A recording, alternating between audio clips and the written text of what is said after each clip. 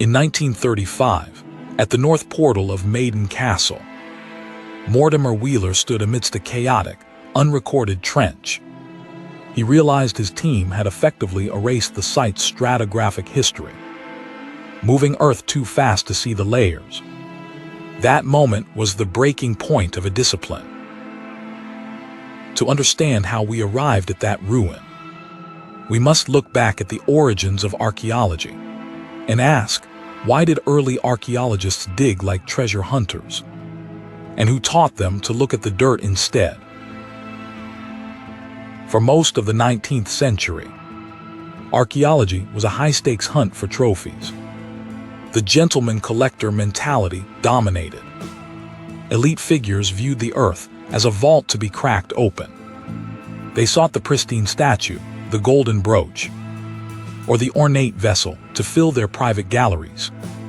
If a skeleton shattered or a layer of occupation debris was churned into mud, it was considered a negligible cost. They used the technique of trenching, cutting deep, wide gashes through mounds and ruins to reach the center. This was a systematic erasure of context. Once that trench was cut, the chronological relationship was gone forever. Then, in 1880, the landscape of the discipline shifted because of a change in land ownership. General Augustus Pitt-Rivers inherited an estate of over 32,000 acres in Cranbourne Chase. He was not just a collector.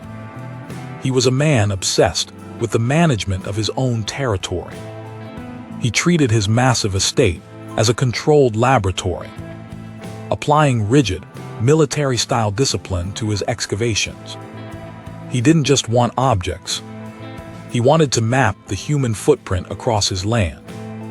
He employed a workforce of between 8 and 30 men per dig, treating archaeology as an industrial operation.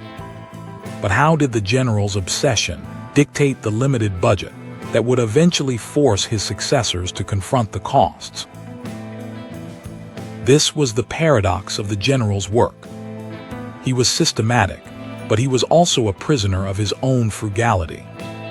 He financed his own excavations, and he kept his total staff costs extraordinarily low, at less than £600 per year. He employed at least £300 a year in wages for his excavation workforce, a pittance even for the time. This budget forced a brutal trade-off. To cover 32,000 acres, he needed volume, and volume required speed. He relied on manual labor, and that meant the primary tool of the era was the shovel. This is where we encounter the blind spot of progress. Later archaeologists would point out the fundamental flaw in the general's methodology: the reliance on mass hand shoveling. It was efficient for moving earth, but catastrophic for data. Small, high-value artifacts, the very things that tell the story of daily life, were lost in the spoil heaps, and no one knows what they were. Coins, small beads, and tiny flint flakes were tossed aside with the dirt, and no record survives to account for how many were destroyed. The realization began to dawn that even the most systematic digging is a form of destruction if not sifted. Yet the general was a pioneer in one critical area. He understood that the object was meaningless without location. His international collection was curated with an eye toward sequence and typology. He was moving toward total recording, a concept that forced the archaeologist to map the soil layers. He began the practice of creating stratigraphic diagrams, cross-sections that could map 3,000 years of human activity. He had built the foundation, but his tools were still blunt. By 1935, the limitations of the shovel-first approach hit a wall at the north portal of Maiden Castle. The site was a tangled mess of defensive earthworks and layers of occupation. Mortimer Wheeler, working with his wife Tessa, looked at the trenches and saw, in his own words, appalling complexity. The standard trenching methods were simply incapable of keeping up. Why did the appalling complexity of the North Portal prove that large-scale trenching was no longer enough. The answer lay in the geometry of the Earth itself. The Wheelers realized that if you dig a hole, you lose the ability to see the sides once the light fades. They needed a permanent, physical reference. They developed the Balk, a freestanding wall of earth, typically 1 meter in width, left standing between excavation squares. This was the birth of the box grid system. The Balk served as a constant, vertical stratigraphic record. If an archaeologist was confused, they simply looked at the face of the Balk, which remained as a frozen history. This was the birth of the scientific standard. In his 1954 manual, Archaeology from the Earth *, Wheeler codified the technique. He specified that excavation squares should have a side length equal to the anticipated maximum depth of the site. It was no longer just digging, it was engineering. They were moving from digging holes to building a grid. In 1936, the team took this new logic to the south portal of Maiden Castle. The result was a radical improvement in record keeping. The grid forced the diggers to slow down. They couldn't just shovel, they had to clear square by square, layer by layer. The stratigraphic accuracy was unprecedented. Every feature was tied to a specific grid coordinate and a specific depth, creating a three-dimensional map.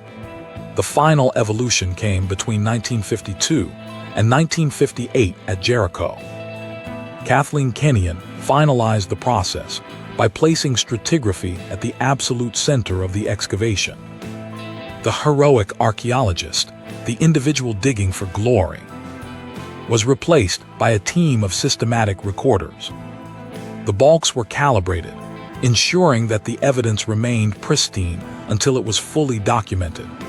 We have to reconcile the £300 annual labor cost of the General's day with the massive institutional projects of our time. Today, we understand that every dig is a unique, unrepeatable event. We are not just recovering objects. We are destroying the context of the site to reveal it. So, why did they stop digging like treasure hunters? Because they realized that the treasure wasn't the gold brooch or the Roman coin. The treasure was the soil layering, the silent, microscopic record of human life that the shovel had been destroying. By evolving from Pitt-Rivers shovels to Wheeler's grids, we learned to read the dirt as a language. We stopped looting the past and started preserving the relationships between the things we found and the ground. But this isn't just about how Wheeler and Kenyon cleared the soil. It is about how we build our own lives. We have a tendency to act like the early excavators who cut deep trenches through mounds. Obsessed with the high-value outcomes, we move too fast to see the stratigraphic layers of our own decisions. We ignore the small, low-value interactions that make up the foundation of our character.